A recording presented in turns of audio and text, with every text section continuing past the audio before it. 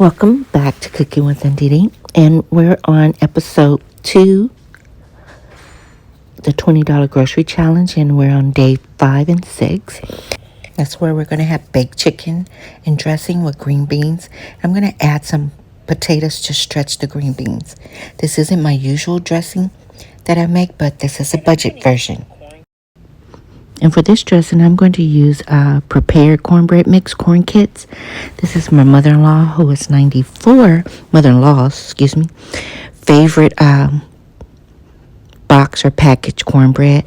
And I'm using this because I'm going to make a couple of pans of dressing and take her a pan so that she doesn't have to cook this week.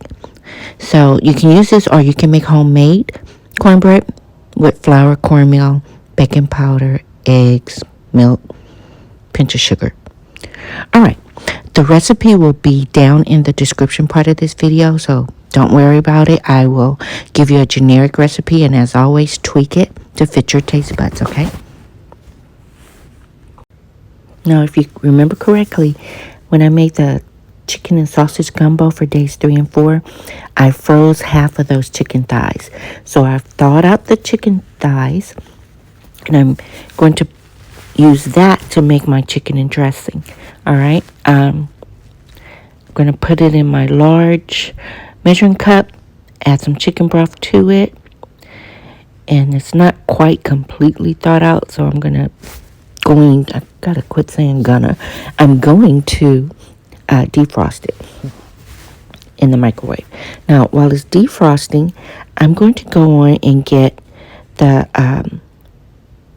Creole seasoning mix that I like to use for seasoning. It has the Trinity in it: yellow onions, celery, bell peppers, some garlic, and little herbs. I'm going to saute that. The cornbread is now done. I just followed directions on a packet to make that. And the first thing you do, you crumble it up, place it in a large bowl, a large mixing bowl. And because I'm making this dressing the same day that I made the cornbread, I'm going to put the cornbread in the refrigerator, actually in the freezer, for about 10 minutes so it can harden just a little bit. Dressing is usually made with day-old cornbread. All right, while the cornbread is chilling in the freezer, I've defrosted these chicken thighs. I'm deboning it, removing the meat from the bones. Sometimes I leave the chicken thighs in there whole, but because I'm stretching this meal, using the leftover thighs, I'm going to completely debone it. Now I'm adding a half a can of cream of mushroom soup and a half a can of cream of chicken soup. I'm adding my spices, and again, for the exact spices that I'm using, you can check the description part of this video.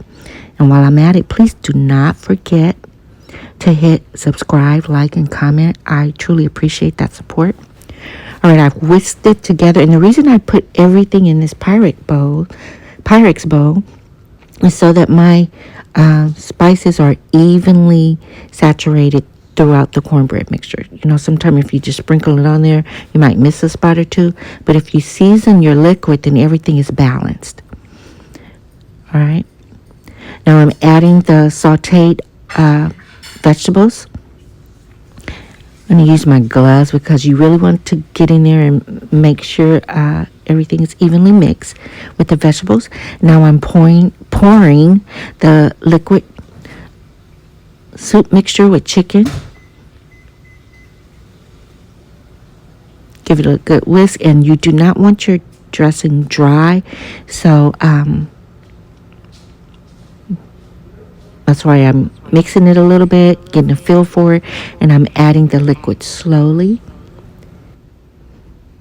And I just realized I forgot to tell you that the eggs were whisked together and added into the soup liquid. For some reason, the camera cut off, but the eggs in my dressing was also added to the soup liquid, okay? So make sure you do not forget your eggs, because that's the binding ingredient of your dressing. All right, giving it a good mix. It's not quite as moist as I would like it. So I'm going to add a little more liquid. Give it a good mix.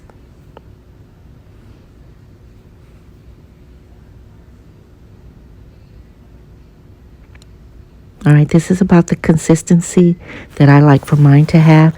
Now I've melted some butter. I'm going to pour that in. Some people put sticks of butter on top of their dressing, but I like for my seasonings and ingredients to be well balanced all throughout. So that's why I melt mine and mix it in before I bake it. Now I'm pouring it into a lightly oiled baking Pyrex pan. And I'm going to cover it with foil. While it's baking on 400 for about 45 minutes until it's nice golden brown and not jiggling in the middle, I'm going to make some gravy. My mom used to make giblet gravy, but because I bought chicken parts, I don't have giblets. So I'm going to use a little bit of the soup liquid that I had left, add some oil to the skillet with some vegetables, onions, and bell peppers, a tablespoon of butter, spoons of flour, all-purpose flour, and pour in some of that soup liquid that I set aside before I put the egg in it. Give it a whisk real good. You want to keep whisking and get the lumps out. And this will be my gravy to go over the dressing. All right, I'm adding just a little bit of seasoning to it, a little thyme. Yes, the liquid that I poured into my gravy was already seasoned, but I'm going to add a little bit more. I added about 1/4 teaspoon of some browning to give it a little color, and that's optional. It's just the color that I like my gravy for dressing to look. Let it simmer, and voila, my dressing is ready. Now dinner's almost done. Remember I said I'm going to add some potatoes to my green beans. I diced up 1 large potato, put in a pot with some chicken broth, a little teaspoon or tablespoon of butter, a little adobo seasoning. I boil those potatoes for about 20 minutes until they're nice and tender. Drain the green beans, and there's my dinner on the $20 grocery challenge. And I love cranberry sauce on mine. Here, take a bite. Man, it's delicious. And this is what you can do when money is tight. Hit me up in the comments. Let me know, what did you think of this video? Peace.